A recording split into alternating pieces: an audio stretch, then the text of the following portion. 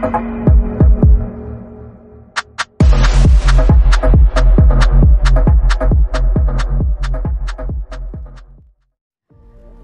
Tuan dan Puan, para anggota DPR yang terhormat, apa kabar hari ini? Sepertinya tak sebaik biasanya. Sama, di sini pun begitu. Kita semua memang sedang diuji. Hidup memang tak selalu baik, kan? Seperti kami-kami ini, Tuan dan Puan juga mungkin lebih banyak bekerja di rumah. Kalau lihat siaran sidang atau rapat terbuka di gedung DPR sekarang sih kelihatannya banyak kursi yang kosong. Tapi biasanya juga kosong kan ya. Tuan dan Puan anggota DPR yang terhormat.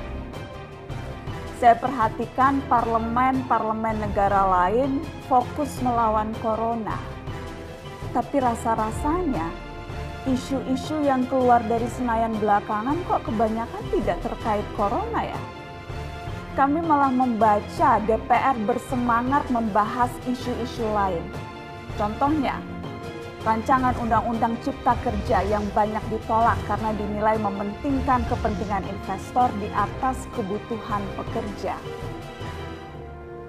Presiden Jokowi pekan lalu sempat menyatakan pemerintah dan DPR menunda pembahasan salah satu klaster di rancangan undang-undang itu, klaster ketenagakerjaan.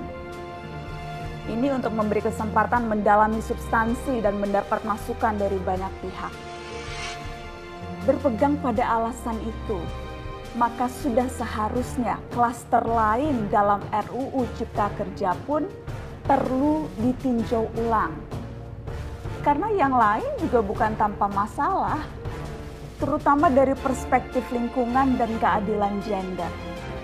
Tidak cukup hanya menunda pembahasan satu klaster saja.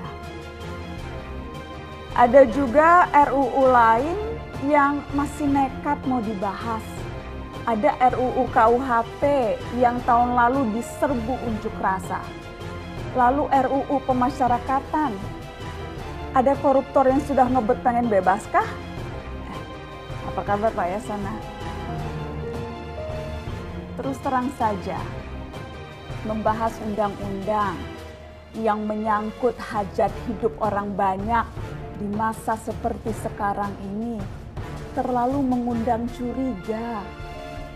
Gara-gara pandemi yang pada jatuh cinta saja berani menunda nikah loh. Ini kok DPR buru-buru banget kayak lagi kejar setoran. Tidak ada undang-undang yang tidak penting, semua penting. Justru karena undang-undang itu penting, aneh jika pembahasannya diseriusi di waktu seperti sekarang, saat dimana perhatian dan konsentrasi kita sedang terkuras bertahan hidup di tengah wabah. Produk hukumnya pun berpotensi cacat bila tidak memenuhi ketentuan, dan rasanya belum ada aturan pembahasan RUU secara virtual. Jika ngotot menuntaskan Omnibus Law atau RUU KUHP atau RUU pemasyarakatan, jangan salahkan jika ada yang menilai DPR tidak menjadikan perang melawan corona sebagai prioritas. Saya percaya setiap tindakan dan keputusan di masa krisis mencerminkan skala prioritas. Atau memang inikah prioritas wakil-wakil rakyat kami saat ini? Bikin ribut juga jelas tak seharusnya jadi prioritas.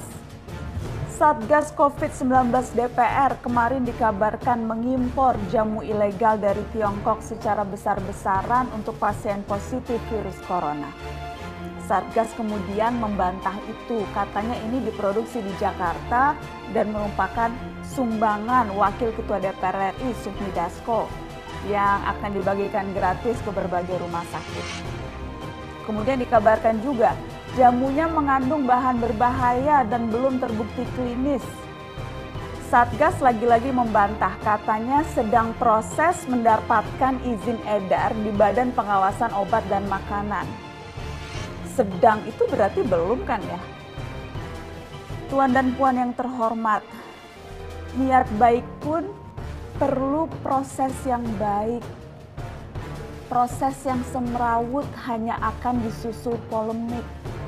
Sementara sekarang kita sedang banyak-banyaknya menaruh harapan kepada negara.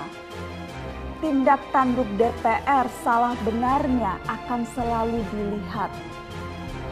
Makanya sempat ramai juga warganet mengkritik Satgas COVID-19 DPR RI yang berfoto mengenakan APD saat hendak berkunjung ke rumah sakit darurat Wisma Atlet menyerahkan sumbangan DPR. Ini dinilai melukai hati masyarakat. Tenaga medis kita saja bertaruh nyawa benar karena kekurangan APD.